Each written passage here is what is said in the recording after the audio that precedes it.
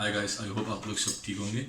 तो नेक्स्ट जो प्रोग्राम है वो केयर गिवर्स प्रोग्राम है।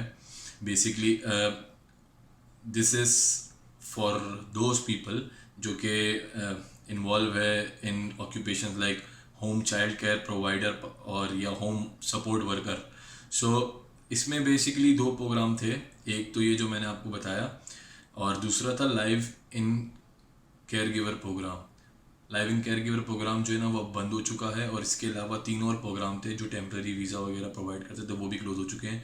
तो as of now caregivers program में सिर्फ एक प्रोग्राम है जो इस वक्त एक्टिव है, जो कि जून 2019 के बाद आप इस प्रोग्राम की बेस पे अप्लाई कर सकते हो। तो ये है आपका home child care provider pilot और होम सपोर्ट वर्कर पायलट। आप इस प्रोग्राम में अप्लाई कर सकते हो अगर आप इनकी एलिजिबिलिटी मीट करते हो, और अगर आपके पास जॉब ऑफर है इन वन ऑफ द ऑक्यूपेशंस जो इन्होंने डिफ़ाइन किए हैं। तो थोड़ा सा पहले इसके ऊपर डिस्कशन कर लेते हैं कि होम चाइल्ड केयर पायलट या home support worker pilot program है क्या। बेसिकली ये एक 5 साल का प्रोग्राम है जो कि क्वालिफाइड केयर गिवर्स जो है उनको at the end of it उनको परमानेंट रेजिडेंसी प्रोवाइड करता है, और इनके साथ इनके फैमिली मेम्बर भी कनाडा आ सकते हैं, जिनका बेसिकली गोल यही है कि उनको फ्यूचर में परमानेंट रेजिडेंट्स बनना है कनाडा का। तो अगर आपको जॉब ऑफर होती है कनाडा के अंदर एज केयर गिवर, और आपके पास एक्सपीरियंस है working in Canada as a caregiver, तो आप परमानेंट रेजिडेंसी के लिए अप्लाई कर सकते हो through one of this pilot program. और एप्लीकेशन जो है वो बेसिकली वेरी करेगी डिपेंडिंग अपॉन योर एक्सपीरियंस। आपकी एक्सपीरियंस की बेस पे जो है ना वो वेरी करेगी कि एप्लीकेशन में आपको क्या क्या चीज़ें रिक्वायर्ड होंगी या क्या क्या डॉक्यूमेंटेशन वगैरह रिक्वायर्ड होंगी। तो जो क्वालिफाइंग वर्क एक्सपीरियंस है इस प्रोग्राम के लिए, वो basically full time work experience in Canada for 1 year in one of these national occupational classification NOC jobs. तो home child care provider NOC 4411, जो जिसमें जो है ना अगर आपने एज अ फॉस्टर पेरेंट आपका एक्सपीरियंस है तो वो काउंट नहीं होगा। और दूसरा है होम सपोर्ट वर्कर NOC 4412। तो ये अगर आपके पास इस NOC में आपके पास एक्सपीरियंस है तो वो आप काउंट होगा। जैसे मैंने बताया फोस्टर पेरेंट, अगर आपने एज अ फोस्टर पेरेंट का आपका एक्सपीरियंस है तो वो इसमें काउंट नहीं होगा, या अगर हाउस कीपर के तौर पे आप काम कर रहे थे तो आपका एक्सपीरियंस काउंट नहीं होगा इसमें। और जैसा मैंने पहले कहा कि जितना आपका एक्सपीरियंस है उसकी बेस पे फिर आप अप्लाई करोगे।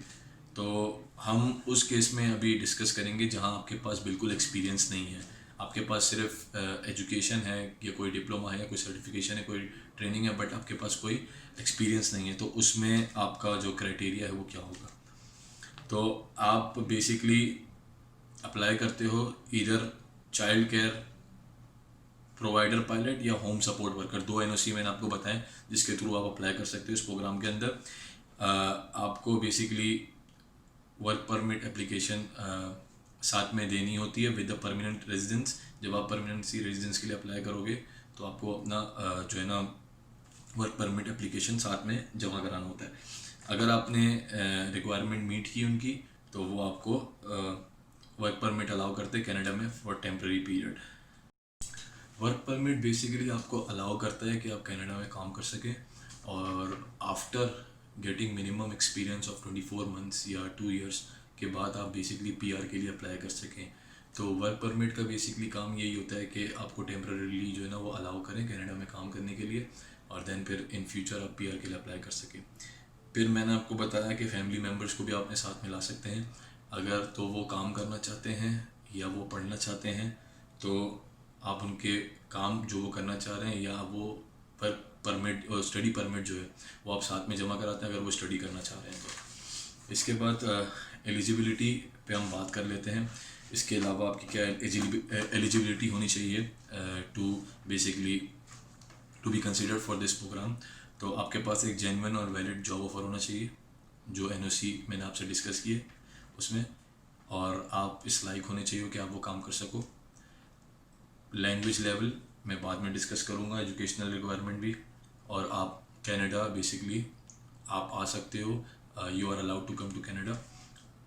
और आप क्यूबिक के आउटसाइड रहोगे, मतलब क्यूबिक के अलावा आप किसी भी प्रोविंस में रह सकते हो। अच्छा, जेन्युइन जॉब ऑफर जो है ना बेसिकली वो इंक्लूड करेगी ऑफर ऑफ एम्प्लॉयमेंट। एक डॉक्यूमेंट है वो मैं आपके साथ शेयर करूँगा वीडियो के एंड में।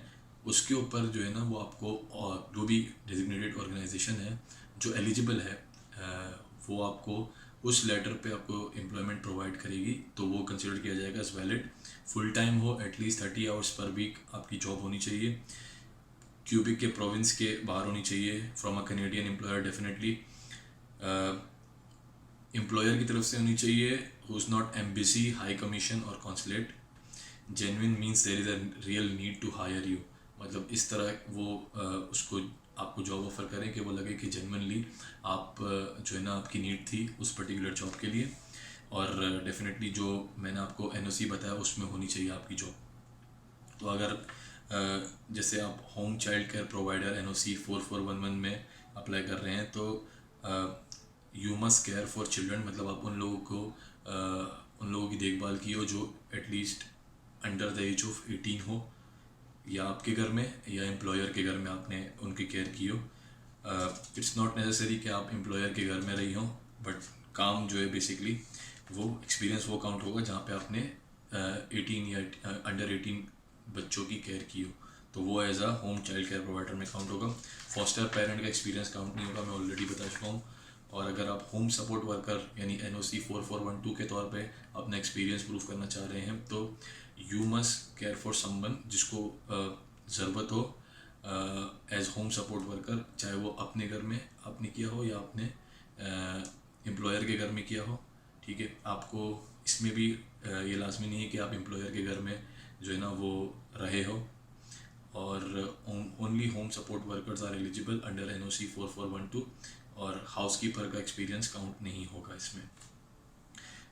Again, ability to do the work, we may use any past experience or training to decide whether you are able to do any work or not, मतलब वो इस बेस पे डिसाइड करेंगे कि आपके पुरानी ट्रेनिंग्स या कोई ऐसा पास एक्सपीरियंस जिसकी बेस पे आपको डिसाइड करेंगे वेदर आप ये काम कर सकते हो नहीं कर सकते हो। लैंग्वेज टेस्ट का जहाँ तक बात है तो आपको CLB 5 चाहिए। CLB 5 मीन्स लिसनिंग में 5, रीडिंग में 4, राइटिंग में 5 और स्पीकिंग में 5। एजुकेशन आपके पास कम से कम जो है ना वो पोस्ट सेकेंडरी एजुकेशन क्रेडेंशियल होना चाहिए, एटलीस्ट 1 ईयर इन कनाडा। अगर आपके पास कैनेडियन एजुकेशन क्रेडेंशियल नहीं है, तो अगर आपका फॉरेन कोई एजुकेशन है तो वो आप एसेस करवाओगे फ्रॉम एन अथॉरिटी जो कि ECA प्रोवाइड करती है, एजुकेशनल क्रेडेंशियल असेसमेंट प्रोवाइड करती है। तो फिर उसके बाद मैं आपको फॉर्म्स वगैरह दिखा दूंगा, जो आपको फॉर्म्स वगैरह फिल करने हैं या एप्लीकेशंस वगैरह से रिलेटेड, वो मैं आपको एंड में बता दूंगा। फीस जो है ना वो पर एप्लीकेंट जो एप्लीकेशन फ़ीस है that is 1050 Canadian dollar, 1050 Canadian dollar, और इसके अलावा बायोमेट्रिक्स के 85 कैनेडियन डॉलर। बाकी मेडिकल, आइल्स, पुलिस सर्टिफिकेट और ECA वगैरह आपको थर्ड पार्टी फ़ीस खुद पे करनी पड़ेगी, वो आप खुद देखोगे। उसके अलावा प्रूफ ऑफ फंड इसमें रिक्वायर्ड नहीं है, बिकॉज आपके पास ऑलरेडी जॉब होगी, आप जॉब पे जा रहे हो, तो प्रूफ ऑफ फंड की इसमें नीड नहीं है। ये प्रोग्राम बेसिकली नया इंट्रोड्यूस हुआ है 2019 में ही, तो इसलिए कोई स्पेसिफिक टाइम पीरियड भी इसमें जो है ना वो डिसाइडेड नहीं है कि कितना टाइम प्रोसेस में लगेगा। तो मैं आपको डेजिग्नेटेड ऑर्गेनाइजेशन दिखा देता हूँ, डॉक्यूमेंट चेकलिस्ट वगैरह दिखा देता हूँ, और अगर कुछ ऐसा है जो इसमें आपको मुझे ऑनलाइन दिखाने की ज़रूरत है तो वो मैं आपको दिखा देता हूँ। तो ये डेजिग्नेटेड ऑर्गेनाइजेशन है बेसिकली जो एलिजिबल हैं, जिनके थ्रू जो आपको जॉब ऑफ़र होगी तो वो एक्सेप्टेबल होगी। इसमें कुछ इनएलिजिबल भी होंगे जिन्होंने फ़ाइन्स वगैरह नहीं पे की होंगी, जैसे ही आप देख रहे हो इनएलिजिबल, अनपेड मॉनेटरी पेनल्टी। तो इस तरीके से आप अगर किसी ऑर्गेनाइजेशन से जॉब आपको ऑफ़र होती है तो आप इसमें चेक कर लेना वेदर दे आर एलिजिबल और नॉट। और जैसे मैंने आपको बताया था कि जॉब एप्लीकेशन का एक फॉर्मेट होता है इसमें, इस प्रोग्राम में, जिसे ऑफ़र ऑफ एम्प्लॉयमेंट कहते हैं, वो इस तरह कुछ दिखता है। ये भी आपको कैनेडियन इमिग्रेशन की वेबसाइट पे अवेलेबल होगा, तो आप देख सकते हैं इसमें सारी अपनी डिटेल्स वगैरह आप पुट इन करोगे सबमिट करने से पहले। तो इस तरह का ये फॉर्म है जो एक्सेप्टेबल है as job offer in this program. और इसके अलावा ये दूसरे फॉर्म्स हैं जो आपको फिल करने हैं एप्लीकेशन सबमिट करने से पहले। तो ये सब फॉर्म जब आप कंप्लीट कर लेंगे तो उसके बाद फिर आप अपनी एप्लीकेशन फ़ाइल कर सकते हैं। बाकी रिक्वायरमेंट मैं आपको ऑलरेडी बता चुका हूँ। तो आई थिंक इतना काफ़ी होगा इस प्रोग्राम से रिलेटेड इन्फॉर्मेशन को लेकर। अगर आपको इन्फॉर्मेशन यूज़फुल लगी है तो वीडियो को लाइक करें, अपने कमेंट्स वगैरह फीडबैक शेयर करें। इसके अलावा चैनल को सब्सक्राइब करें, बेल आइकन प्रेस करें और अपने फ्रेंड्स के साथ भी शेयर करें जो इससे यूज़ करके इसको बेनिफिट ले सकते हैं। Thank you so much, good bye.